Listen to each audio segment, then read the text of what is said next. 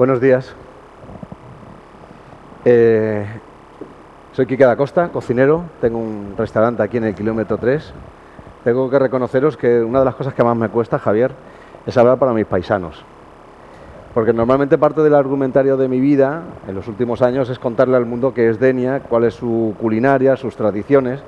Y claro, venir aquí a repetirme con algo que sabéis seguramente mucho mejor que yo, pues me genera una cierta, sentido casi del impostor en un momento dado, porque además, sabéis, estábamos comentándolo, que yo no nací en este pueblo, pero soy de Denia, ¿no? Ya ves que el Atrezo es como si estuviéramos representando uno de los festivales culinarios más importantes en el panorama gastronómico nacional e internacional, que es el Denia Festival, que se celebró a final del mes de septiembre y que se viene celebrando desde hace 7 años. Una festividad que pretende, Javier, ser una herramienta, múltiples herramientas para contar Denia, para dar oportunidades a personas que desarrollan un trabajo que a veces no tienen canales de distribución en las grandes superficies, pero que sí que pueden encontrar de repente a un cocinero que quiere comprar sus tomates y que por lo tanto este simple gesto puede ser la oportunidad para el cocinero que no tiene un buen agricultor que le haga unos buenos tomates, y al agricultor que no tiene o no ve la posibilidad de vender su producto de una manera recurrente y bien pagada por otro lado, ¿no? Y múltiples, está a final de septiembre, tiene una misión cíclica aquí o intemporal aquí en Denia, que pretendemos desestacionalizar un pueblo turístico, y la gastronomía es una herramienta extraordinaria para ello. Denia es reconocida por la UNESCO como ciudad creativa por la gastronomía, lo cual es un marchamo bastante importante, un cuño del que hacemos bandera, y ahí nació, con todos esos propósitos y con la colaboración de la Fundación Ciudad Creativa y bueno, el tejido productivo, nació el DNA, que como digo es una palanca para muchas cosas, ¿no? Y yo tengo la suerte de haber con Javier colaborado en un evento extraordinario en la búsqueda de un proyecto que era el claim de mi trabajo, y se lo encargué a Toni Segarra, un publicista amigo, gastrónomo, que por ahí la mesa nos une a todos, de que encontrara el claim de mi cocina, y nos aliamos, obviamente, de lo endémico del mundo de los cocineros y cocineras, para preguntarle a personas del mundo del arte qué era lo que yo tenía entre manos, ¿no? Y hicimos un documental, una de las cosas que se hicieron fue una pieza documental donde Javier intervino con reflexiones validísimas, y que, bueno, pues me congratulo de compartir esta mesa contigo hoy, porque además te admiro y eres posiblemente para mí el filósofo que marca de alguna manera el tiempo, al menos desde mi lengua y en mi cultura. Así que gracias, Javier. Gracias a ti. ¿Y hoy nos hemos conocido personalmente? Y hoy nos hemos conocido personalmente. Y yo ya estoy, a mí me han dicho, no bebas mucho. Y yo digo, pero ¿cómo no voy a beber si ya me están poniendo de entrada? Bueno, ¿qué nos dirías tú así de entrada? Porque a mí me gusta este planteamiento de la gastronomía como herramienta, como palanca, como acto cultural, como momento en el que nos sentamos en la mesa. Lo primero, buenos días a todos, y que yo soy muy, muy partidario de la amistad, sobre todo, a veces en un artículo distinguía entre la amistad y el amor. El amor romántico, decía, va de más a menos y el tiempo conspira en contra, y en cambio de la amistad va de menos a más y el tiempo conspira a favor, y lo mejor que puedes decir de alguien es que es un viejo amigo. Y aun cuando a Quique personalmente lo he conocido, le precede la fama, le precede el arte, le precede el buen hacer, tengo la sensación de tener una amistad ya antigua con él, aun cuando hoy ha sido personificada o encarnada, pero auguro que, como dice Homero, haremos un gran trecho en el camino juntos. A la pregunta que tú enuncias, la de cómo relacionaría el comer con las humanidades, establecería una diferencia entre el acto de comer, por ejemplo, de un animal que necesita nutrirse, pero que no es un acto cultural, es un acto orgánico destinado a una de las funciones de su especie, que es simplemente la supervivencia. Y el acto humano de comer, que tiene que ver con la capacidad que los hombres y las mujeres tenemos de convertir, primero de tener experiencia, no dirías de un animal que tiene experiencia, y de tener vivencia. ¿Y qué es tener experiencia a estos efectos? Dicho muy brevemente, si uno tiene que definir la esencia de una mesa, pues dice un tablero soportado por una pata que descansa en el suelo. Pero si uno tiene que definir cuál es la esencia de lo humano es temporal. Así que lo que más le cuadra a la esencia de lo humano no es la esencia, sino que es la narración, porque en las narraciones hay un antes y un después. Entonces, si yo le pido aquí que me diga cuál es tu esencia, pues me cuentas que naciste en Extremadura, que con 13 años viniste aquí, que luego estuviste... Y la vivencia, volviendo ya al concepto de antes, respecto a lo humano, que nos diferencia de los animales, que no tienen experiencia, la vivencia significa en dotar de significado aquello que te ocurre. Insertarlo en la imagen de tú mismo, en tu propia narración. Y a mí me gusta distinguir con la ayuda de un axiólogo de hace un siglo, entre los valores que tienen peso y los valores que tienen altura.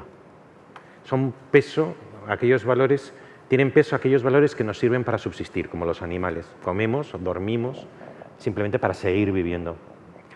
Pero una cosa es vivir y otra cosa es tener vida humana. No todo se trata de vivir, sino de tener más vida. Y entonces llega un momento en que no es suficiente con tener aquellos alimentos que simplemente te permiten vivir, sino que aspiras a vivir con dignidad. Y entonces saltamos de los valores de peso a los valores de altura. Y aquella dignidad la dignidad es aquella excelencia que los hombres y mujeres tenemos, una excelencia amenazada por las contradicciones de la vida y por nuestra futura conversión en cadáver, que es nuestro destino funerario, que le dan una potencia de significado a nuestra experiencia que los animales no tienen. Así que comer puede ser un hecho biológico que compartimos con los animales, pero puede ser una vivencia llena de significado que nos entronca con aquello que es particularmente humano, que es la dignidad incondicional, pero también la dignidad trágica. Entonces, comemos, pero no solamente nos alimentamos, sino que tenemos algo así como un enamoramiento de la dignidad que es propio del humano. Y eso enriquece y embellece nuestra vivencia, que es también la vivencia de comer.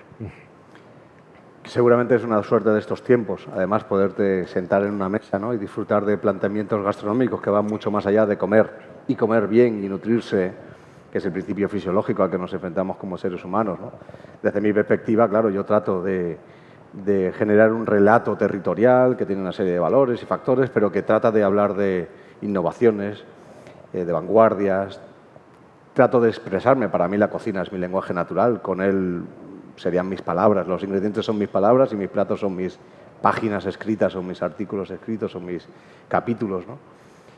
Claro, al final, desde el punto de vista del desarrollo creativo incluso también, no solamente cómo se dispone la persona a comer, en mi caso, ¿no?, en esta intención de querer comunicarme, ¿no?, afloran, bueno, relaciones con otras disciplinas artísticas, ¿no?, de este tiempo, que como en tu caso puede ser la literatura, el acto de comer alejado solamente como el acto nutricional, que es, bueno, es inseparable por otro lado. Sabemos que si bebemos mucho nos emborracharemos, y sabemos que si comemos demasiado pues nos llenaremos y engordaremos, obviamente que sí. Pero me gusta ver la cocina, o así la interpreto yo, no solamente como intérprete de un territorio, sino como una especie de expresión artística, ¿no? No sé si la cocina podría llegar a verse desde una mirada así. A mí me parece que la cocina ha estado históricamente asociado a quizá un elemento inherente al humano, eso que en filosofía se llama el universal antropológico, donde te encuentres un hombre o una mujer te encontrarás este rasgo. Y un rasgo que es inherente al humano allá donde esté, en cualquier geografía, en cualquier tiempo, es la sociabilidad. El hombre o la mujer no vive en la isla de Robinson, sino que parece como que encuentra su propio yo en el hecho de socializarse. Y en una de las expresiones cimeras de la socialización, desde el origen de la agricultura, según cuentan los historiadores, en los años aproximadamente 6.000, 7.000 antes de Cristo, fue la llamada comensalidad. La gente se sentaba en torno a una mesa a comer.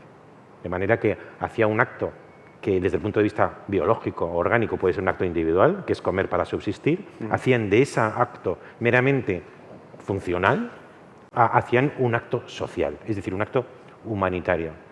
De manera que en el comer siempre hemos entendido que hay un acto social de gran plenitud e incluso de una intensidad extraordinaria. Y todo el mundo sabe la importancia que en Grecia tuvieron los banquetes o los simposios, que se llaman simposios porque era beber juntos, pero se bebía después de haber comido, y se suscitaron no solamente algunos de los poemas más hermosos de la Grecia antigua, sino todo un género. El de Platón es uno, pero hubo muchos más, que es el género de los simposios. Ahora bien, junto al acto sociable, donde parece que la comida es una coartada para simplemente envejecer juntos durante unas horas, ¿qué es lo propio de la amistad? El envejecer juntos. El crear y cuidar las cicatrices que simplemente en el hecho de vivir y envejecer se van produciendo juntos, a través de la amistad o de la comensalidad. ¿Cuántas veces quedamos a comer? Y a lo mejor tienes que resolver un asunto importante, pero se queda a comer porque haces de lo orgánico un acto cultural. Sin embargo, y por quizás sea esto una invención del siglo XX y del siglo XXI, uno advierte desde fuera, porque yo veo estas cosas de fuera, no pertenezco a ese gremio, determinadas tendencias en la cocina que más que un acto social parece un acto artístico. ¿Y cuándo parece un acto artístico? Cuando se requiere del comensal una concentración de la atención que es parecida a cuando oyes una sinfonía o contemplas un cuadro.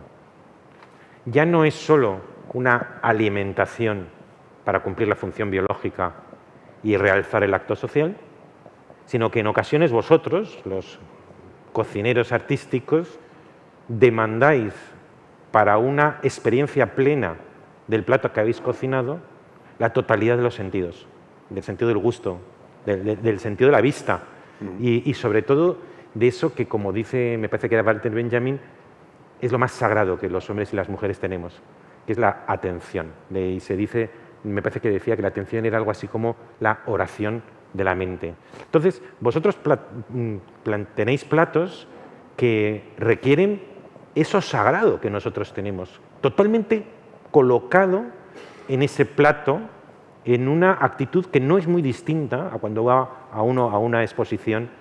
Entonces, me acuerdo, antes te he hecho una pregunta, nos hemos conocido hace unos minutos y ya, como soy un preguntón, le he hecho alguna pregunta. Le preguntaba aquí que ¿hasta qué punto la manera que tú tienes de trabajar sería análoga a los talleres del artista del siglo XVII? Yo recuerdo que yo escribí un libro que se llama Aquiles en el gineceo, que analiza y le saca una lección filosófica, pues se titula Aprender a ser mortal, sobre la mortalidad humana, de un cuadro de Rubens. Y por tanto me informé de cómo trabajaba Rubens en su taller, que estaba Van Dyck, que luego fue uno de los grandes retratistas ingleses, y trabajaban en taller.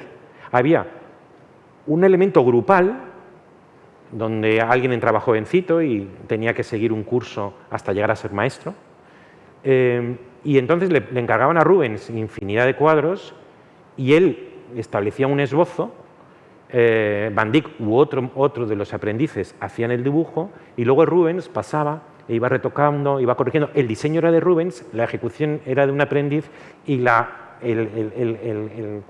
el toque final era del propio maestro. Por tanto, había una especie de juego entre lo artístico individual y el trabajo profesional del equipo. Y te preguntaba si vosotros trabajabais así y tú me contestaste. Y me venía a la cabeza la duda establecida de cuando de repente en una galería en Madrid aparece un Caravaggio y no sabe, y la duda establecida de entrada debajo del barniz si realmente era él o es un alumno, ¿no? De tanto que se parecían, que finalmente parece que sí que era un Caravaggio. Sí, lo era, sí. Y así se vendió. Así se vendió y bueno, creo que está a punto de acabar la exposición en el Prado de Madrid.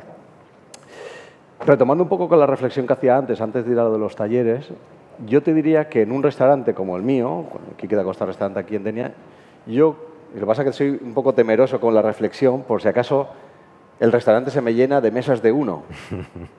Por lo tanto, el coste de oportunidad que tengo con cada una de las mesas, que caben 4 sillas, tengo que ser bastante cuidadoso con mis afirmaciones. Pero te diré que como mejor se disfruta la experiencia en un restaurante como el mío, es contra menos en la mesa mejor. Lo que pasa es que en esa parte de socializar también está la parte de compartir lo que va sucediendo, así incluso que hay veces que te puede llegar... O sea, que reclamas atención. Absoluta. Y se reclama atención y se le exige atención, porque el cliente también tiene mucho de responsabilidad en lo que sucede en la mesa. O sea, no solamente es la disposición que tiene o la capacidad que tenga el cocinero de hacer o no méritos y consecuencias sobre lo que se espera de él y lo que los premios y el tiempo dice que es como tal, sino que el cliente tiene una responsabilidad también sobre el acto de sentarse a la mesa y la elección del restaurante que elige a la hora de comer. Yo recuerdo cómo, sin ningún lugar a dudas, en los años de hacer negocio en un restaurante, mi restaurante se vaciaba porque hacía que el cliente prestara tanto atención hacia lo que yo planteo que tú no podías hacer el negocio que pretendías en mi restaurante. Y entonces sí, ibas a comer a un restaurante que te exigía menos como comensal. Por lo tanto, te diré sí. O sea, tú solo en la mesa con mi plato es lo que yo te reclamo y lo que hará que tu experiencia... ¿Y tu relación con el taller, por decirlo así, cómo es? Y mi relación con el taller se parece mucho a la reflexión que hacías. Sobre todo, claro, yo no quiero ser dogmático porque mi metodología de trabajo no tiene por qué ser la que desarrollan los otros colegas, ¿no? Pero sí es cierto que parte de mi trabajo está en no solamente crear como una creación absoluta, o sea, empiezo a pintar el cuadro desde cero, desde una idea original y lo finalizo yo, sino que hay procesos en los que trabajo en equipo. Tengo un departamento, un estudio de creatividad, un taller de creatividad, donde junto con otros miembros del equipo que son partes de mí, forman parte de mi ADN, llevan conmigo hasta 22 años trabajando, son capaces sobre una simple idea ponerla a desarrollar. No sé, te diré algo sencillo. Imagínate el saco que tengo delante. Me gustaría que ese saco fuera comestible. En esta simple reflexión, yo voy a mi mesa de trabajo, a mi estudio, a mi taller, y hablo con Juanfra, que es el jefe de creatividad del departamento, y le digo, vamos a hacer un saco comestible, que además huela a arroz, porque estamos aquí y está oliendo perfectamente a paja seca, ¿no? Automáticamente empezaremos a pensar... o le diré las líneas maestras donde es salado o es dulce. Vamos a ponernos que es dulce, por ejemplo. A lo mejor empieza a pensar que necesito un hilo comestible. ¿Existe el hilo comestible en el mercado? ¿Existe algún hilo comestible como tal? Sí, no, encontraríamos algún hallazgo, no lo encuentra, hay que fabricarlo. Nos imaginaremos a lo mejor el algodón, estoy haciendo un pensamiento rápido, el algodón de feria. Sobre este algodón de feria puedo ir alargando un hilo de algodón de azúcar, que a lo mejor de momento no tiene sabor, y me permite tener un hilo. Vale, yo tengo el hilo. Lo siguiente será, vamos a buscar una tecnología que me ayude a tejer. Una máquina, aunque sea artesana, que me ayude a tejer este hilo de algodón. Bueno, ya puedo tener la tela, la servilleta, el paño. Ahora vamos a pensar incluso en el sabor. Puede saber a algas deshidratadas, que las espolvoreo por encima. Bueno, todo ese desarrollo hasta finalizarlo en una escenografía en mesa que cumple un sentido concreto dentro de mi lenguaje, requiere un tiempo continuado en el que no te puedes descentrar y donde seguramente, ahí es donde yo contextualizo que necesito un departamento, un taller, no solamente que haga alumnos, sino que sean una prolongación de mí, es porque yo acabo de llegar y mañana me estoy marchando y entonces mi creatividad no puede parar. ¿Qué sucede? Que al final tengo una especie de lugar donde van pasando personas que es un dragón con 8 cabezas, ¿no? Donde todos estamos pensando, donde todos estamos aportando y donde además se rinde a la especialización, porque no todos somos especialistas de todos. Hay alguno que tiene más conocimiento y capacidad en el pescado, a lo mejor alguien tiene más capacidad en los tomates, habrá quien tenga más capacidad en las harinas, y entonces yo voy dándole partes de ese cuadro a aquellos que sean más duchos en la materia. Particularmente yo tengo una admiración invariable por la profesión de arquitecto. En España no he conocido nunca un arquitecto vulgar. Tienen unos conocimientos técnicos semejantes a los de un ingeniero, pero se les pide de ellos también unos conocimientos estéticos y de buen gusto que son parecidos a los de un artista. Y además son personas que tienen un estudio y que forman una empresa y que luego son capaces de crear cosas que son útiles para la vida, crean, por ejemplo, viviendas, es decir, sitios que etimológicamente están destinados a que la gente viva y viva bien. Entonces, el cocinero que tú me enuncias me recuerda a una especie de arquitecto, porque tiene que combinar la creatividad subjetiva tuya, una creatividad interior, una creatividad que nace de tu propia autoconciencia, de tu propia investigación particular, con el hecho de que tienes una empresa y que tienes unos empleados y que tienes que hacerla viable. Y eso, para mí, nos ayuda a superar una de las, a mi juicio, pestes contemporáneas, que es el romanticismo, que es el que piensa que el artista es un genio por encima de las reglas y que debe desprenderse de lo útil. Y hay gente que piensa que esto ha sido de toda la vida, cuando en realidad tiene un cuarto de hora, que es del siglo XIX. Toda la vida el arte y lo útil han estado juntos. No es que sean lo mismo, no es que el arte sea utilidad, pero que desde uno... Me acuerdo haber leído una vez un texto de un arqueólogo que decía que lo que era genuino en los yacimientos griegos es que nunca encontraba en los yacimientos griegos una pieza útil que no tuviera belleza. Entonces se juntaban sin identificarse lo útil y lo bello. Ahora bien, sobre la belleza y sobre lo útil, yo debo decir que encuentro una diferencia al enjuiciar los placeres entre los placeres que uno disfruta sentado, los placeres que uno disfruta de pie y los placeres que uno disfruta tumbado. Y yo voy a hacer una confesión, y no me refiero a lo tumbado, que eso lo dejo para otro día, sino que como director de una fundación que organiza desde el año 75 exposiciones artísticas, y aun cuando yo mismo el otro día hago mis discursos inaugurando la exposición, no consigo disfrutar de pie. Y las exposiciones artísticas normalmente se tienen que disfrutar de pie. Y a mí me cuesta mucho tener un momento estético de pie. Y abstrayendo por un momento de lo tumbado, mis placeres más exquisitos los disfruto sentado, que es leer, es escribir y es comer.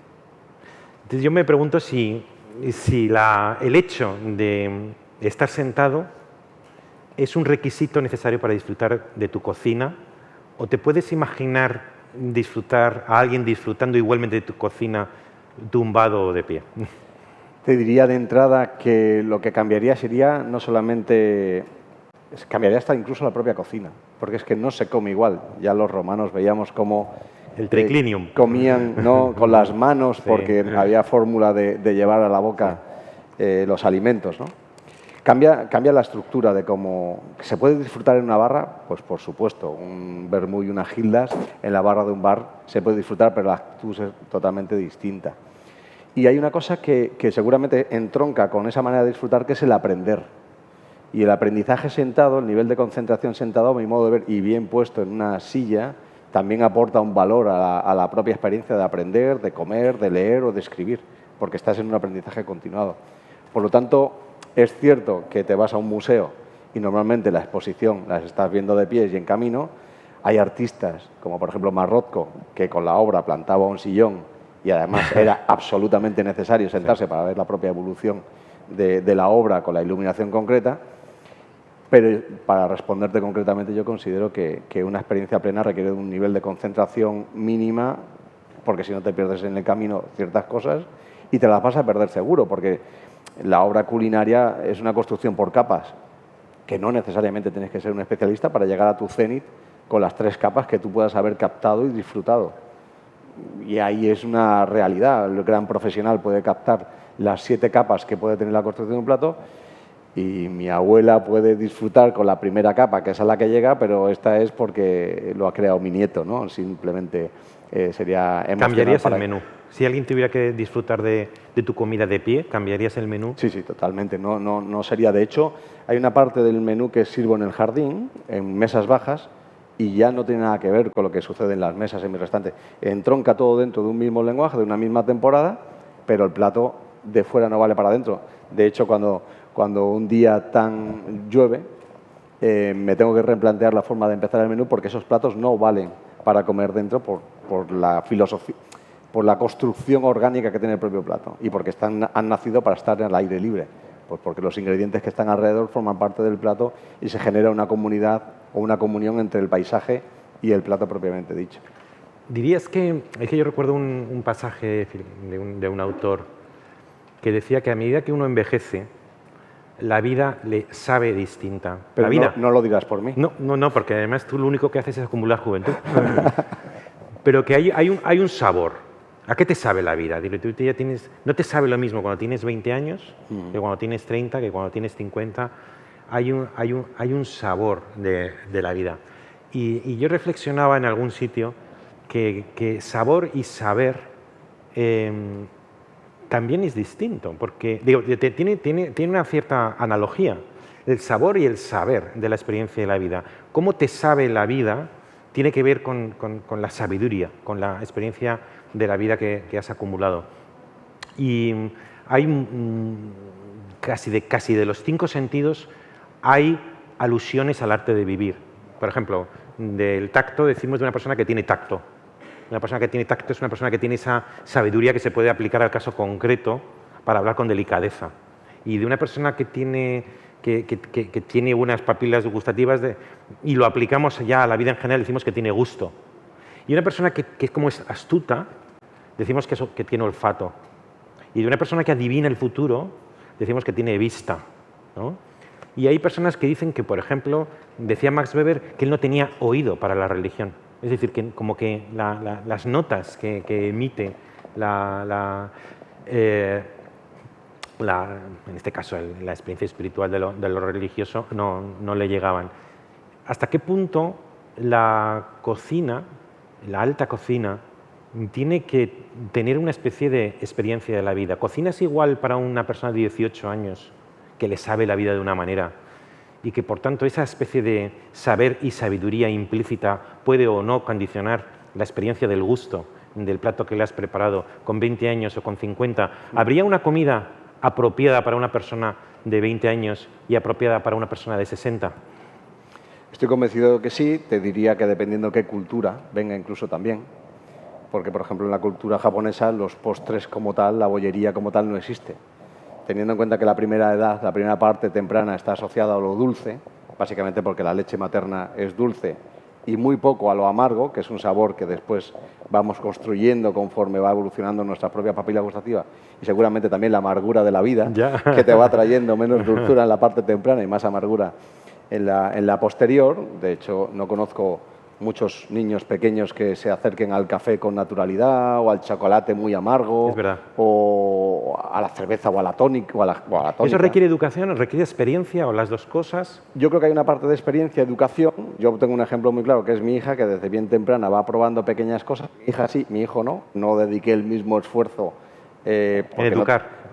En la educación gastronómica. O sea, que desde muy temprana edad no aprobaba cabezas de gamba o el jugo de un percebe, con 1 año no más, y con Hugo pues no tuve ese tiempo para dedicárselo a él tan explícitamente, y de hecho Noah es gourmet y Hugo es gourmand, entendiendo como 2 conceptos claros de la definición.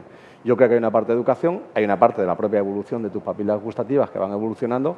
En mi caso, yo no soy un niño formado en un círculo gastronómico, más bien lo contrario, no nos faltaba de nada, pero no había ningún exceso en lo culinario, por ejemplo, que es donde se mide también muchas veces los recursos económicos que tienen las familias, ¿no? Pero yo creo que se termina aprendiendo, elevándolo mucho, y hay una evolución. O sea, de natural, sin evolución, no te gusta la cerveza de niño y sin una gran educación te puedes tomar un barril de cerveza sin ningún problema, y ahí está claramente la cerveza y el amargo. Sí. Me gusta distinguir cuando hablamos de cosas relacionadas con el arte, como cunde por todas partes el subjetivismo y siempre se dice esto es tu gusto, esto es lo que dices tú, esto es lo que a ti te parece. y como que está admitido, ¿no? que en las experiencias relacionadas con el gusto apenas podemos trascender de la propia subjetividad. Esto a mí me gusta. Yo siempre digo que hay una diferencia, es que lo escribí además el otro día, hay una diferencia abismal entre decir me gustan estas lentejas o me gusta este vermú, pero abismal. Filosóficamente hay una diferencia radical. Decir me gusta este vermú y decir este vermú es bueno. ¿Cuál es la diferencia entre una cosa y otra? La primera es que si yo digo que este vermú me gusta, estoy expresando una inclinación personal. Muy bien, igual te gusta este vermú o te gusta pasear por la playa. En cambio, si yo digo este vermú es bueno, estoy emitiendo un juicio del gusto. Y cuando uno emite un juicio del gusto, está pretendiendo que todas las personas del universo que tengan buen gusto tienen que coincidir conmigo. Entonces, uno puede decir, voy a tu restaurante y puede decir, este plato me gusta, pero también puede decir, y es la impresión que yo tengo después de tantos reconocimientos que has tenido, este plato es realmente un buen plato. Porque ¿en qué reside la verdad de lo artístico? Y ahí hago asimilación entre la actividad de un cocinero y un artista.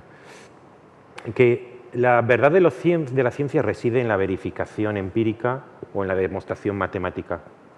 Pero ¿dónde reside la verdad de la filosofía? ¿Dónde reside la verdad de la literatura? En el consenso. ¿Por qué Platón es bueno? ¿Quién lo ha dicho? ¿Dónde lo ha demostrado? ¿Dónde está la demostración matemática o empírica que lo hayamos metido en una máquina y ha dicho Platón es bueno? En que, volviendo al principio de nuestra reflexión, leo a Platón y sigue siendo de ayuda para la interpretación de mi vivencia hoy. Platón es mi contemporáneo. En consecuencia, yo no tengo una máquina de verificación. Yo tengo un instrumento de verificación artística que es el consenso transcurrido en el tiempo. Entonces, todo esto para decir, si tú eres cocinero, harás platos que gustan o no gustan, pero estás de acuerdo en decir que es el transcurso del tiempo, con tus restaurantes aquí en Londres o donde sea, los que te dan un atisbo de la verdad de tu cocina, ya no solamente de la aceptación popular, la aceptación que a lo mejor los restaurantes van bien, sino que tú como artista has alcanzado una verdad análoga a la que puede tener un pintor o un filósofo o un compositor, que ya no es que le gusta a la gente, sino que es algo verdadero y por tanto algo digno de durar. ¿Estarías de acuerdo con ese planteamiento? Y al mismo tiempo te diría que por mucho reconocimiento que tiene, si el plato no gusta, no gusta, y si no es bueno, no está bien, está sujeto a la verificación del que se sienta delante de él. Pero la afirmación absoluta sobre si este plato es excelente, además dice mucho del que se sienta a decirlo, porque de me gusta o no me gusta a este plato es excelente, está la capacidad de análisis, el recorrido en tu vida para plantearte, a lo mejor en un lugar del mundo donde nunca has estado, te sientas delante de un plato que no sabes a veces ni por las formas si es tradicional o moderno. Esto a mí es algo que me sucede, me siento en un lugar que tiene un aspecto a lo mejor minimalista y de bambú, como se ha llevado en los últimos años, y a lo mejor lo que me ponen en la mesa es tradicional, pero la estética podría ser propia de un restaurante de Kioto, y a lo mejor tengo que preguntar, ¿esto es tradicional o es moderno en este lugar? Mi capacidad de decir, este plato es excelente, tiene que ver mucho más, va mucho más allá, obviamente, de... Pero te atribuyes esa capacidad, ¿Tú podrías distinguir entre algo me gusta y algo es excelente? Sí. Espero que sí, después de 35 años de carrera profesional, y puedo decir que no me gusta y es excelente. También, es verdad. A mí me pasa con la literatura, por ejemplo. Hay gente, genios, reconocidos como genios, que no me gustan. A mí Kafka no me gusta. A mí Borges no me gusta. Borges no me gusta y tampoco sé si es excelente. Pero Kafka no me gusta. Y sin embargo, admito que posee un dominio del lenguaje y una creación de universos que me parece excelente. Y así te pasa lo mismo, decías. Te puede pasar lo mismo. Sí, pero... Algo que te guste y no sea excelente y algo que sea excelente y no te guste. Y me puedo sentar delante de la mesa en una cultura donde se comen alimentos que me provocan un rechazo por una cuestión cultural, y una vez que me siento ante ellos dejando esta parte del cerebro que me produce rechazo, y asumir y entender que es un plato excelente en la construcción, en el relato, en la intención y lo que puede llegar a provocar en mí en un momento dado. ¿Pero no te gusta? Pero no me gusta. Te puedo decir que la peor tortilla de patata, técnicamente hablando, es la de mi abuela, y sin embargo es la que más me gusta. La excelencia vista desde tantas perspectivas. Porque ¿cómo mides? Por ejemplo, hablabas de arquitectura. Se puede hacer arquitectura con malos materiales, con malas materias primas. Povera, arte povera. No. Algo que es imposible en el arte culinario. Yo no me imagino un arte culinario con malas materias primas. Es verdad. Y solamente no me lo imagino es que trastocaría de entrada las bases de mi desarrollo profesional, que me permite, como decía al principio, expresarme a día de hoy, pero no dejo de ser, aunque entre comillas autodidacta, los libros son mis mentores y las vivencias vividas con otros colegas, pero cambiar los parámetros de la calidad de la materia prima, al menos en este nivel, que muchas veces se dan por sobreentendidas, o sea, no compras una arquitectura excepcional y te llevas la sorpresa de que tienes goteras después, dices tú, a ver, la chapa del Ferrari esperemos por lo menos que sea de calidad, ¿no? No te lo planteas ni tan siquiera, ¿no? Sí, por eso, en eso mismo que acabas de decir, a mí me traslada a una dicotomía que me es muy grata y que digo algunas veces. El otro día tuve la oportunidad de una conferencia en una universidad y empezaba hablando justamente de eso, dirigiéndome a universitarios, y eran las dos funciones que a mi juicio tiene la educación. Y les decía, la educación tiene dos grandes funciones. La primera es que vosotros adquiráis unos conocimientos y unas reglas que os sirvan para desarrollar un oficio o una profesión en la vida, y con eso os ganéis la vida. Qué importante, decía yo, qué importante es una sociedad con buenos profesionales. Imaginaos una sociedad que en España, que a mi juicio, ha tenido una relación problemática con las profesiones durante siglos. Imaginaos una sociedad en la que hay buenos médicos, pero también buenos enfermeros, y también buenos peritos y buenos funcionarios y buenos abogados. Es una sociedad moderna, es una sociedad que funciona. ¿Y cuál es la racionalidad de la profesión? El desarrollar un oficio con el que uno preste un servicio social y a cambio obtenga unos ingresos con los que se gana la vida. Y les decía, todavía más importante que la profesión, hay algo que es más importante que ser un profesional, siendo importantísimo ser un profesional. Pero hay algo todavía más importante, y eso entronca con lo que hemos hablado al principio. Y antes de ser profesional hay que ser ciudadano. ¿Y qué es un ciudadano? Yo defino al ciudadano como algo consciente de su dignidad. La dignidad propia. Tengo un libro que se titula Dignidad, que la defino varias veces precisamente porque hay argumento que la dignidad ha sido recusada por la filosofía en los 2 últimos siglos, y entonces doy 3 definiciones. Una de ellas es: dignidad es aquella excelencia en virtud de la cual yo poseo algo que convierte el resto de la humanidad en deudora. ¿En deudora de qué? En deudora de que me deben un respeto.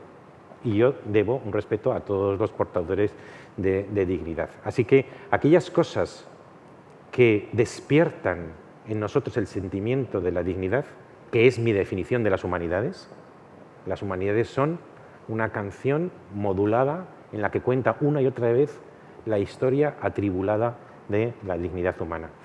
Todo esto para contar que, tú lo has mencionado antes, que es lo importante que para un artista y para un cocinero están las dos versiones. Está la versión de ser un buen profesional, que ser un buen profesional, un buen cocinero, un cocinero verdaderamente profesional, entiendo que es mucho, y es una persona que conoce las reglas de su oficio y proporciona un servicio, una prestación, en este caso, un alimento bien hecho, la obra bien hecha, ¿no? que diría Eugenio d'Ors, con lo que le satisface los deseos que tienen los que han ido al restaurante. Pero luego está algo que es incluso más, que es esa dignidad que poseen determinadas cosas, como por ejemplo el arte, que uno adivina en su conciencia y se enamora de esa dignidad cuando la anticipa en su mente, y que es aquella que le mueve a hacer un producto que va más allá de lo necesario, que va más allá de esas valores de peso y que tiene que ver con la dignidad. Y tú me decías lo importante que es en tu vida la profesión, una profesión que te permite además trabajar en equipo, pero lo importante que es también trascender la profesión. ¿Es así? Bueno, no tengo vocación de trascender, pero sí aportar valor a mi industria. Yo creo que parte de mi trabajo reside primero en mirar a lo aprendido con el respeto adecuado, el conocimiento más amplio, y me gusta pensar que el trabajo que hacemos aporta valor. Y hay veces que para aportar valor tienes que asumir ciertos riesgos. Es cierto que el éxito y el fracaso se pueden medir desde muchas perspectivas y hay muchas maneras de medirlas, y algunas subjetivas y otras no, pero a mí me gusta pensar y por eso considero que aporta valor a mí. Pero diría, ¿un sinónimo a aportar valor es dignificar? Absolutamente. O sea, mi oficio estaba necesitado de dignidad y lo sigue teniendo en todas las aristas que tiene. Ser ejemplar en mi oficio es una obligación. Cuando yo empecé a cocinar tenía que tener el conocimiento suficiente, la amplitud para tener las herramientas suficientes para simplemente ser un buen cocinero. Los retos a los que te vas poniendo cuando quieres ser de entrada autor de tu propia obra se amplifican y el tiempo se va moldeando donde van apareciendo retos nuevos. Yo al principio no tenía, en ningún libro hablaba de sostenibilidad, mi relación con mi despensa. Si yo fuera pintor necesitaría colores, soy cocinero, necesito alimentos, productos con los cuales desarrollo mi disciplina. Si me quedo sin gambas, me quedo sin el color rojo. Y obviamente mi relación con el medio ambiente, uno de los valores que, como te digo, al principio no tenía en cuenta, porque vivíamos en la abundancia del producto sin necesidad de, o porque no existía la demanda, o porque no se pescaba como tal. Hace 50 años no hay recetas de gambas en nuestro entorno más allá de hace 60 años. Nos preguntaremos por qué, que no hacíamos con ellas, no le dábamos valor, simplemente porque no se pescaban. Para que se pescaran las gambas necesitábamos el motor diésel, que tenía potencia suficiente de esos barcos para poder arrastrar redes a 800 metros de profundidad. Como las redes no llegaban tan profundo, no teníamos gambas, aparecen después con esta tecnología aplicada y por lo tanto a partir de ahí aparecen las recetas propiamente dichas. Eso es mi pueblo. Pero bueno, volviendo un poco a la reflexión inicial, obviamente que los valores se van reseteando conforme la vida, conforme los sabores que comentábamos antes y las aristas y las miradas que tiene que tener un cocinero contemporáneo, además de ser, porque eso es un rasgo muy de la cocina española. La cocina española, la alta cocina española, es innovadora. Seguramente porque nos quisimos emancipar de una manera desgarradora de la francesa. Que tenía un dominio absoluto de siglos, ¿no? Y que aquí el gran restaurante se medía directamente con los parámetros de la cocina francesa. Y eso nos hacía perder identidad. ¿Aceptarías que la cocina francesa era de grandes profesionales y la española es de gran dignidad? De grandes profesionales sí, entendidos como que tenían un oficio, incluso aprendido en grandes escuelas y heredado con grandes dogmas. Mira, hay una cosa que es muy relevante, la alta gastronomía, entendida como tal, a mi juicio, más allá de que seas capaz de construir un relato artístico o que en un momento dado tu obra sea una obra de arte apoyada en un plato y no en un lienzo, requiere de una economía que la sustenta en el tiempo. Yo quiero ser independiente y libre a la hora de crear. Pero eso es crear una empresa. Claro. Eso es hacerla viable. Hacerla viable. Entonces necesito, pero la alta cocina entendida como tal, mira, cuando nos dieron las 3 estrellas aquí en Denia, poníamos una regla en el mapa y en el sur del mundo, por debajo de nosotros, no había ningún restaurante con 3 estrellas. En el norte del mundo estaban los restaurantes con 3 estrellas. ¿Qué pasa? ¿Que había más talento allí?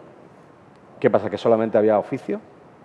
¿Había más oficio allí? ¿Había mejor despensa? ¿Había mejores tradiciones? ¿Había mejor servicio? Pues algunas cosas sí y otras cosas no. Pero había más economía en grandes ciudades que soportaban restaurantes como Zalacaín, por ejemplo, en Madrid, que por otro lado interpretaba directamente la cocina francesa. Todo eso también va haciendo, en una sociedad evolucionada, a mi modo de ver, con un tambor en el centro de África y con un tronco y barro, puedes crear una obra de arte. Difícilmente en un lugar donde no haya cultura, apertura mental, visión innovadora y contemporánea en el primer mundo, yo diría que no me imagino una alta cocina. Dice mucho de un país. ¿Hay alta cocina en China? Sí, hay alta cocina en China, sí, sí, y buena. Y seguramente con España, de esos países donde hay una gran riqueza territorial y que del norte a sur estás hablando de países totalmente distintos. Sí, sí, sí que la hay. Y que no se rige por la cocina francesa, porque Ya. sus ceremonias Son distintas. son distintas. Y probablemente también su saber y su sabor, digamos, como cultura china. Más quiero aún decir. todavía. Me gustaría, pues nos estamos aproximando, yo tengo en la mente dos posibles temas que sugerirte. Uno que también hace un poquito de contrapunto a lo que acabas de decir, no lo contradice en absoluto, pero es un pequeño contrapunto, que es una reflexión que me es muy grata y que he tratado en varios libros míos y que es un poco una idea fuerza, que la resumiría en el paso de una cultura que a mi juicio es la cultura desde los albores de la historia hasta hace 50, 100 años, que es la cultura de la minoría selecta, por la cultura que a mi juicio está en germen, que a mí me gusta calificar de mayoría selecta. Estamos pasando de una minoría selecta a una mayoría selecta. Esta mayoría selecta todavía como ideal, no como realización. La minoría selecta es la propia de una sociedad jerárquica y aristocrática, donde hay unas élites rectoras y una gran sociedad que son masa, como despectivamente decía Ortega en el año 21, con la España invertebrada. A mi juicio eso está cambiando. Ya no hay dos tipos de personas, ya no existen masas. A mi juicio no existen masas, existen muchos ciudadanos, que no es lo mismo. Y todos ellos llamados a la excelencia. Y todos ellos susceptibles, aparte de que tienen una dignidad idéntica, susceptibles de lo mejor, aspirando por tanto a la ejemplaridad, no esa minoría, sino todo el mundo. Y escribí en El País, y ahora está en mi libro Filosofía Mundana, un microensayo con ese título, Mayoría Selecta, y ponía 3 ejemplos. Siempre ha existido una codificación del arte. Entonces está la alta costura y luego cómo vestían los paisanos. Luego se inventó el prêt-à-porter, que era una especie de algo para alta costura, pero bueno, un poquito más accesible. Y de pronto vino Inditex con una intuición, a mi juicio, extraordinaria. Una intuición antropológica de la que a lo mejor ni son conscientes, pero la intuición antropológica de Inditex es: cuando a la gente le das algo bello que es barato, lo quiere. ¿Te parece obvio? Pues no, porque la idea era que lo bello era exclusivo de las minorías selectas. Y ahora, en cambio, hemos descubierto que a la mayoría de la gente, también le gusta lo bello, no como pensaban las éticas aristocráticas, si se lo pones barato. Y lo mismo pasa, el otro ejemplo que ponía 3, el otro era el Mac, pero quizá el más visible también es IKEA. ¿Cuál es la genialidad de IKEA? Que el buen gusto en los muebles, si tienen un precio asequible, la gente lo quiere. Parece, es que la gente le gusta vestir mal, le gusta amueblar mal, y es a donde voy. A la gente le gusta comer mal. Y la reflexión es la siguiente: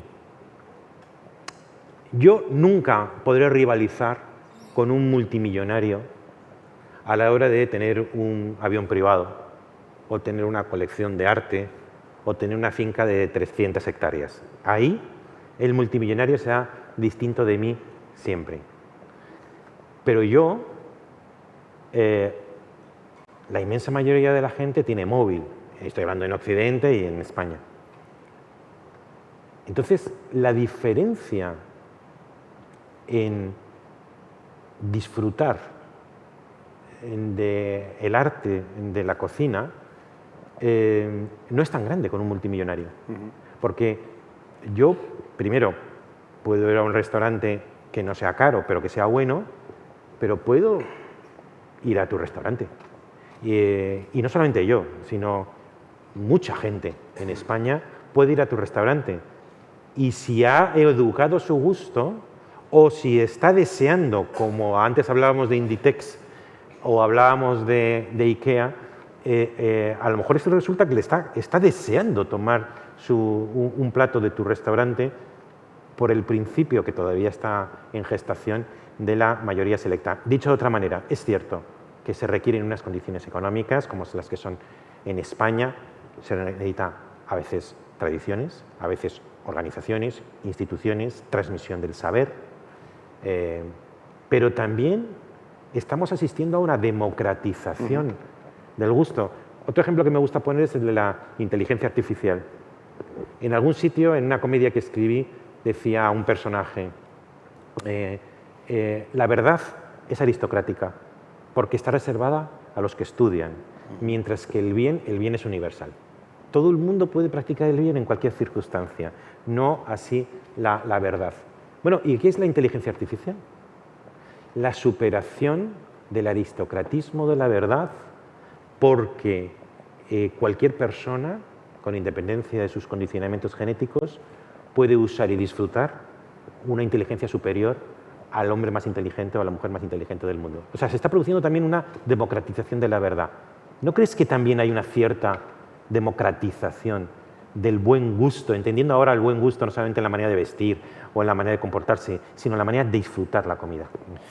Estoy totalmente de acuerdo y te diré que el buen gusto no está asociado estrictamente, o no debería estar asociado estrictamente a los restaurantes con estrella Michelin, ni tan siquiera a los caros, porque la actitud gastronómica es una decisión y una elección que puede hacer cada persona. De tomarte el café en la cafetería de aquí a la de aquí, este tiene un buen café, a lo mejor estamos hablando de una diferencia de 20 céntimos. De tomarte un zumo, entrar en la cafetería que el zumo es de bote a un zumo recién exprimido, a lo mejor estamos hablando de 20 céntimos el vaso de zumo de naranja. O sea, esa actitud es la que de alguna manera moldea, de alguna manera, la belleza gustativa y la construcción de una persona que tiene una actitud gastronómica y que se asocia a la belleza. Pero te diré que, evidentemente, un plato de jamón Joselito puede costar un dinero, pero te puedes aproximar a 2 lonchas del mejor jamón y ni tan siquiera poder ver desde lejos el avión privado del rico, ¿no? Quiero decir que la gastronomía, la actitud gastronómica... ¿A tu restaurante no van solo gente adinerada? Es que lo que menos van son gente adinerada. Lo que sí que hay es un sentimiento de querer disfrutar de la experiencia gastronómica. Y hay gente que ahorra, que hace grandes esfuerzos, no solamente para pagarse el cubierto, sino también para venir a Denia, hospedarse, coger un avión. O sea, que detrás de la experiencia de venir aquí cada cosa restante, el gasto que invierte una pareja o una persona en venir no es solamente el gasto económico. Pero en el día a día me parece que te lleva... Yo entiendo que los que compramos muebles en IKEA estamos esperando tener la posibilidad de comprar un mueble de un diseñador de prestigio incluso también. O sea, aspiramos de alguna manera. Tenemos un contexto de belleza en el que queremos habitar y dentro de nuestras posibilidades vamos. Aparecieron dentro del concepto Pret-a-Porter, y yo ya tengo 15 años que abrí el primero en Valencia, restaurantes que se llamaban gastrobares de grandes chefs que lo que pretendían eran, bueno, generar seguramente un flujo de caja, pero también democratizar de alguna manera el know-how, las formas de hacer. Cambiaban los parámetros, en vez de 20 personas a 200, tenían que ser 200 a 20, porque era para poder hacer los números, al final es básicamente necesario, pero sí creo que hay una actitud gastronómica en la elección, porque al final la elección, además la elección es, el cliente no sabe la importancia. O sea, de comprar gambas de Denia, pequeñas, no necesariamente las grandes, a traerlas congeladas de Sudáfrica, la elección del restaurante o del cliente que pide en ese restaurante, sabiendo que hay detrás de esa pesca, claro, yo cuando veo estas paellas maravillosas llenas de marisco por encima, lo primero que pienso es a quién están explotando, en qué barco están explotando para que ese marisco esté ahí puesto a 20 euros la ración, cuando una gamba cuesta ya 20 euros en Denia. La elección, o sea, el cliente es responsable de muchísimas cosas, no solamente en la comida, en cualquier faceta de nuestra vida. Es interesante lo de la elección, porque a mí me gusta repetir mucho aquello de que la esencia de la ética es la elegancia, entendiendo por elegancia etimológicamente el elegir bien. Y qué es, ¿no? Y cuando un elegante no es una persona que lleva una ropa de marca o que lleva un pañuelo como el que llevas porque tu elegancia no reside en el pañuelo, sino el que ha aprendido en su vida a elegir bien. A lo mejor a ese café que es más rico o a ese zumo que es más rico del que tú hablabas antes. Por tanto, la ética y la elegancia, aunque no lo parezca, en el fondo son lo mismo. Y te quería preguntar antes de, porque creo que empieza el momento de las preguntas, si surge alguna pregunta, una última reflexión con un pequeño rodeo rápido, y es, te hago una pregunta así muy rápida. ¿Tú practicas aquello de fuera de carta tenemos? En mi restaurante de aquí no. No. Es que pero tengo 14 restaurantes, en algunos sí que lo hago. En el que se dice eso. Sí. Es que yo tengo una sección en un periódico que se titula Fuera de carta, con la idea de que muchas veces se acerca un camarero o un maître y te dice, esto es fuera de carta tenemos un pescado que ayer compramos en que normalmente tiene la ventaja de que es lo más rico y la desventaja que no te suelen decir el precio. Yeah. Y que luego te traen la factura y de repente dices, anda, no me había imaginado que este pescado fuera de carta. ¿Qué tiene que ver todo esto con lo que nos convoca hoy? Pues lo siguiente, que yo a veces utilizo una frase de mi abuela, que la utilicé para terminar mi colaboración en El País. Yo estuve escribiendo en El País, me parece que fue de 2010 a 2013, y me despedí con un artículo que se titulaba Gracias. Y ahí citaba a mi abuela. Y mi abuela decía, que no será de mi abuela, será de no sé dónde, dice, hay que levantarse de la mesa con un poco de hambre. Y yo me voy porque todo va bien. Me dije, yo me voy porque todo va bien. Y ahora tengo una sección que se titula Fuera de carta, y me voy este diciembre porque también han pasado justo otros 3 años, y voy a contar que en un artículo que ya sé que se va a titular Brindis, y voy a contar algo parecido. Me voy porque todo va bien. Y porque además quiero irme cuando todavía queda un poco de hambre. Recuerdo una frase que tú la habrás oído 500 veces, que está en el Quijote, que decía aquello de que no existe en el mundo mejor salsa que el hambre. Y yo quiero preguntarte por el hambre. ¿Qué relación tienes con el hambre? ¿Tú quieres que una persona vaya a tu restaurante con mucha hambre? A veces el hambre es un poco broma, pero comer con hambre, los que somos gordos, lo decimos, yo por supuesto tengo la habilidad asombrosa de que no necesito hambre para comer. Como sin parar, sin necesidad de que se me despierte el hambre, porque digo en broma, es que ya lo del hambre debe ser como sexo con amor, ¿no? Porque es que tener hambre y encima que alimentarte me parece el sumum. Un cocinero como tú, con extraordinaria conciencia de tu propio oficio y de tu propio arte, ¿qué relación tiene con el hambre? ¿Con el hambre propia? ¿Con el hambre ajena? ¿Cuentas con el hambre a la hora de cocinar? ¿Es un factor importante a la hora de cocinar el hambre del comensal?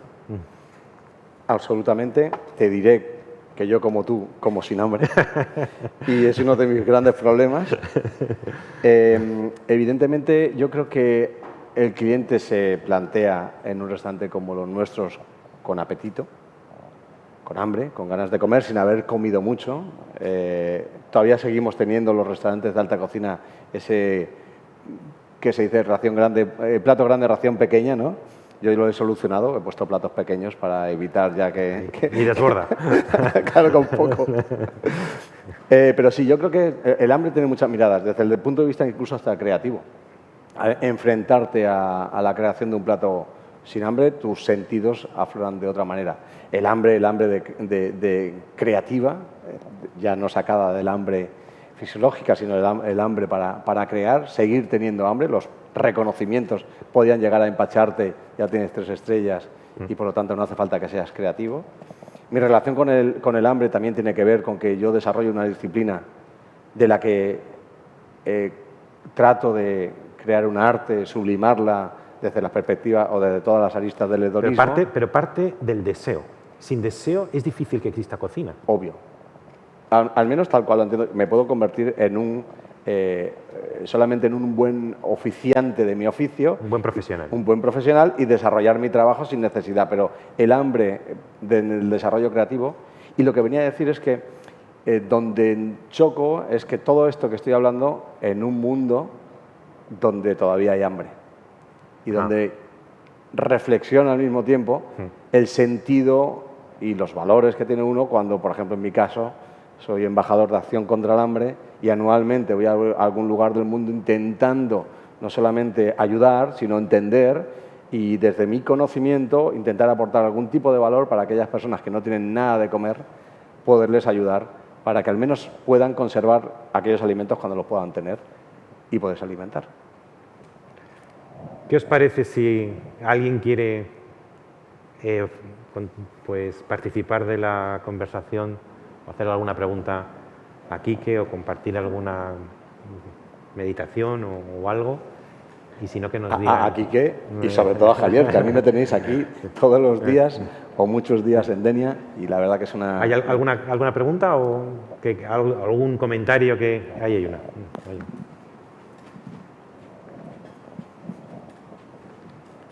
Pep creo que también quería preguntar algo. Me ha parecido que estaba diciendo que quería decir algo, pero plantear alguna reflexión. ¿Qué tal? Buenos días. En primer lugar, gracias por generar este espacio, que bueno, siempre muy inspirador todo lo que se genera en Denia. Y comentaba Remedios Zafra en la anterior mesa redonda que actualmente parece que esos momentos de tranquilidad, decía, espacios de tranquilidad, solamente los conseguimos con creaciones artificiales, ¿no? Como las pastillas. Y hablaba de que antiguamente, esos espacios de tranquilidad bueno, pues generaban límites, ¿no? Antes necesitábamos precederlos de una transición para poder curarnos, ¿no? Para poder sanar y ahora evitamos lo que nos perturba pasando de página, decía, ¿no? Como queremos todo rápido y que se solucione pronto. Me ha parecido una reflexión impresionante y por eso la traigo a colación para preguntaros si creéis que antes, ¿no? Esas transiciones donde tenía gran sentido, como decía ella, hablar, leer, reflexionar, esas prácticas que ahora son torpedeadas, decía, porque requieren tiempo y pausa. Y a mí precisamente lo que más me gusta de sentarme en una mesa, como me sucede en el restaurante de Quique, es ese tiempo y esa pausa que nos damos también a nosotros mismos, ¿no? Para paladear todos esos momentos que se generan. Entonces, bueno, pues en primer lugar, eso, felicitaros y en segundo lugar, si podéis retomar un poquito esta reflexión, que yo creo que el tiempo y la pausa es lo que no tenemos ahora mismo o creemos que no tenemos y afortunadamente hay espacios y hay momentos como la gastronomía que nos ayudan a pararnos. Gracias. Yo en mi caso te diría que tengo posiblemente entronca con lo que decíamos también al principio, de que seguramente la comida de negocios y la atención y el tiempo desaparece de nuestros escenarios naturales, que son los restaurantes, para dar paso a aquel que realmente viene predispuesto a dedicarnos un tiempo, su tiempo y el nuestro, porque le requerimos para estar básicamente centrado en nuestra experiencia. Y para mí ese tiempo, además de agradecerlo, es una oportunidad, porque muy pocas veces una persona se dedica a sí mismo 3 horas de su día, no solamente a disfrutarse, sino a disfrutar y me permite generar ese diálogo de entendimiento propio que entiendo que cuando vienen a Denia no solamente quieren comer y vivir muy bien la experiencia, sino además llevarse algún atisbo de conocimiento que viene precedido de ese tiempo. Y para mí es la gran herramienta. O sea, estoy convencido que podría venderles cualquier cosa y de hecho lo utilizo como herramienta muchas veces. Un cocinero está ávido de muchas inputs para poder ser incluso creativo y expresarse, y hasta desde la perspectiva de, no sé, te diré, el uso del plástico en nuestras vidas, ¿no? Quiero aprovechar el tiempo para que cada uno de los clientes que se sientan en mi mesa tengan su ración de plástico y no solamente eso, sino que se la coman. Y por lo tanto también quiero utilizar mi arte para protestar. Entonces, el tiempo para mí es necesario y es implícito en mi propio desarrollo. Y asumo, como bien decías, que no nos dedicamos demasiado tiempo. Hace cosa de un mes, precisamente tuve un debate con Remedios Zafra en Madrid, con el Festival de las Ideas. Seguramente nos pusieron juntos para discutir en un teatro con la idea de que Remedios Zafra era como más pesimista y yo más optimista, pero durante la conversación yo dije que no aceptaba la etiqueta de optimista y ella misma dijo que no aceptaba la etiqueta de pesimista. Yo defiendo muchas veces en muchos sitios que el nuestro es el mejor tiempo de la historia universal. Lo enuncio a veces de manera menos agresiva diciendo que el mundo es esencial y totalmente imperfecto, con el único matiz de que nuestra época es la menos imperfecta de la historia, y no comulgo con aquellos especie como de edad de oro del pasado con que tendríamos que experimentar una serie de nostalgia, porque las comparaciones suelen ser muy injustas, porque comparas la actualidad del trantán con el que uno vive con la generalidad con la que uno recuerda el siglo XIX o el siglo XVI. Se piensa que el siglo XVI estaba por Leonardo da Vinci, Miguel Ángel, cuando lo que había era injusticia, dominación, discriminación, en un grado infinitamente mayor al de ahora. Y eso también en lo que se refiere al disfrute de uno mismo. Es cierto que cuando la gente dice no tengo tiempo, lo siento, pero no tengo tiempo, a mí me gusta responder aquello de perdona, lo único que tienes es tiempo. Los seres humanos, lo único que somos es una cierta porción de tiempo. Otra cosa es que no me lo quieras dar, porque sí me parece sensato en que precisamente porque tenemos solo una porción de tiempo tengas que jerarquizarlo. Y hoy día, y eso sí es cierto, hay una gran competición por el tiempo de las personas.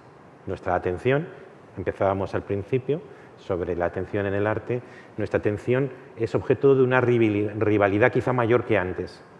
Y entonces no estamos contentos si no tenemos un WhatsApp cada 3 minutos y si no tenemos una notificación de una red social, si no nos llaman por teléfono. Tenemos que educar nuestra atención en una época en que la atención rivaliza.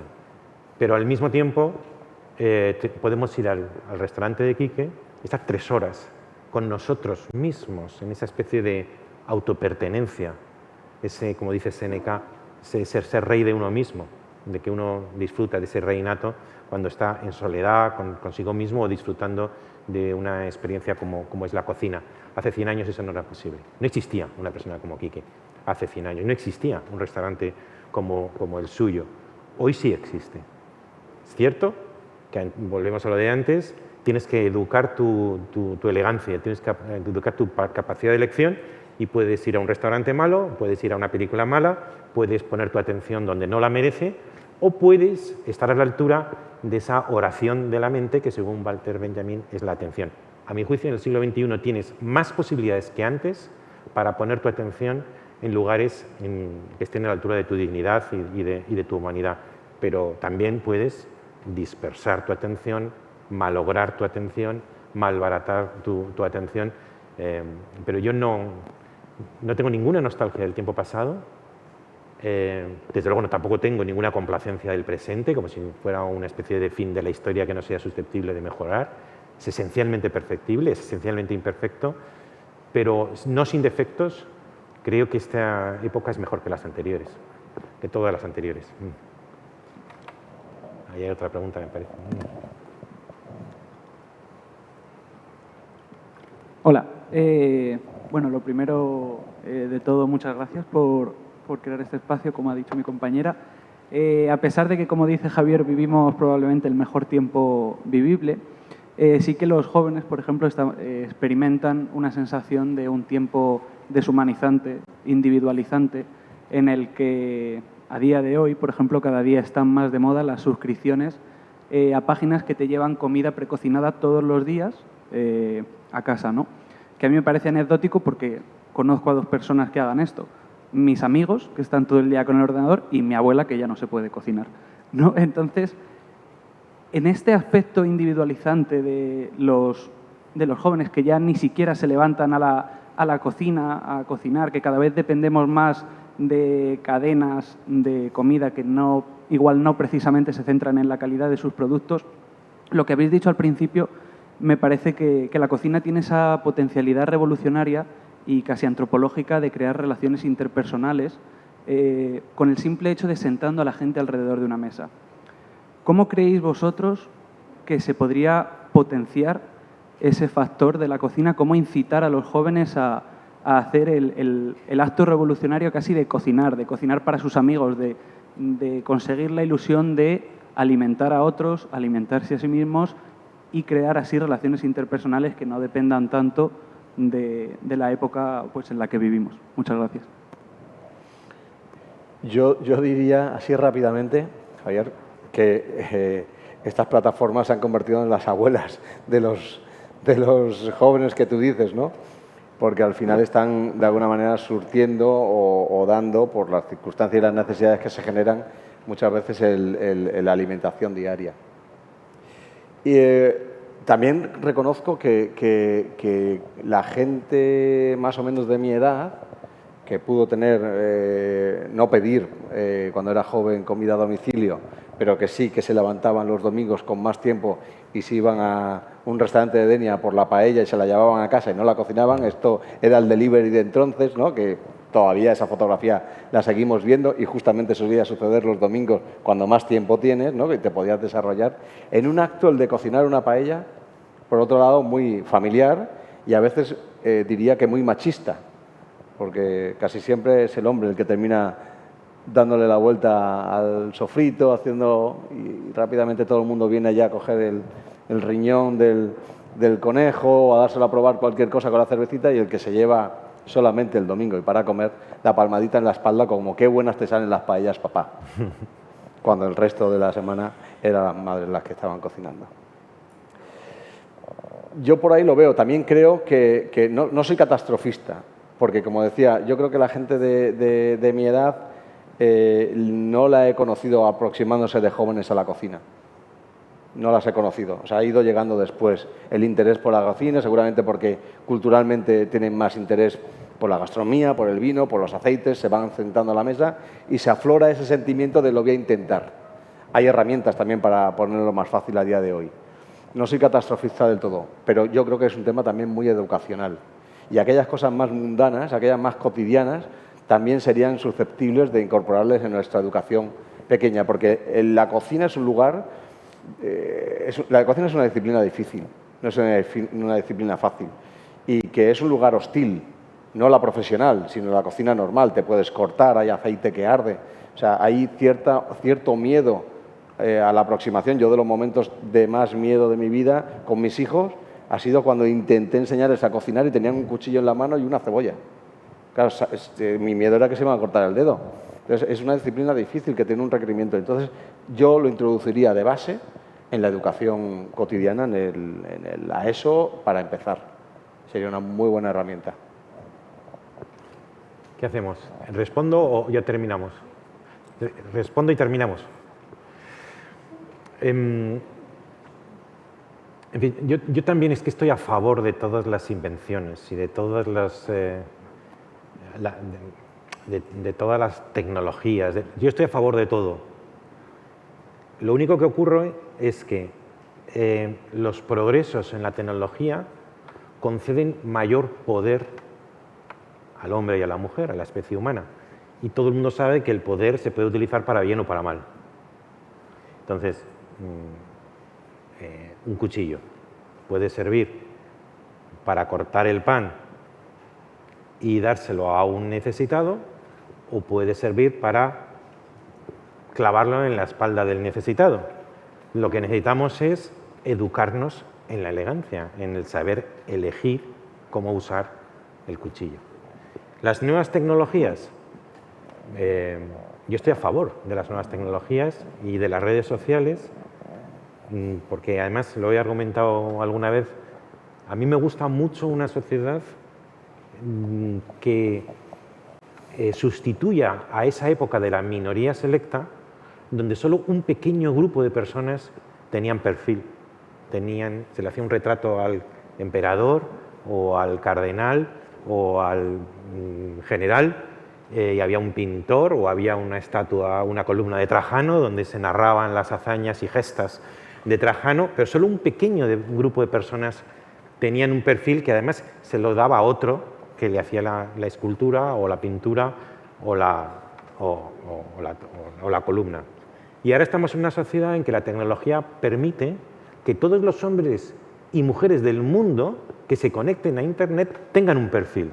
Y además, utilizando un palabra griego que sea autopoiesis, es decir, que se autocrean su perfil, se ponen la foto que ellos quieren y la leyenda debajo que ellos quieren.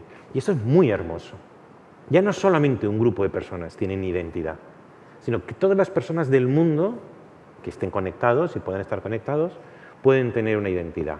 Es cierto que la tecnología que concede un gran poder a sus usuarios puede utilizar esa tecnología para el mal, sí. Y que debe ser, y es, una tentación casi insuperable que una persona que vive en Jumilla, donde estuve este fin de semana en un festival de literatura, de pronto descubra que puede insultar a un premio Nobel de Sydney, debe ser una tentación insuperable. Y le insulta. Por tanto, puede utilizarse para la vulgaridad. Y de hecho, hoy día hay una vulgaridad rebosante en las redes sociales. Pero puede usarse para el bien. Se puede, si se educa, elegir para el bien. Entonces, cuando mi padre era joven, me comentaba en los años 50, y estaba saliendo con mi madre, no había en Madrid, creo que en Barcelona sí, en Madrid apenas habían restaurantes con los que podía ir a cenar o a comer. Los restaurantes estaban casi exclusivamente reservados a hombres de negocios. Eso en los años 50. Hoy hay 8 millones de restaurantes, casi no hay otra cosa en las calles, por lo menos en Madrid y en muchos lugares turísticos, no hay otra cosa que servicios, se dice. España sobre todo es un país de servicios y entre ellos restaurantes. ¿Es bueno eso? Es bueno. Y ahora hay personas que si quieren te llevan la comida a tu casa, estás solo, no has tenido tiempo a ir al supermercado o eres una persona que tienes una incapacidad física o no tienes tiempo y a veces la comida es rica. ¿Es bueno eso? Yo creo que es bueno. Ahora, ¿se puede utilizar mal? Se puede utilizar mal. ¿Hay gente que lo utiliza mal? Hay gente que lo utiliza mal. ¿Debemos prescindir de ello? En mi opinión, no. Lo que pasa es que, una vez más, hay que tener elegancia y aprender a elegir. Y yo creo que lo dejamos aquí, ¿no, jefa? Lo dejamos aquí. Pues qué suerte. Muchas gracias. Muchas gracias.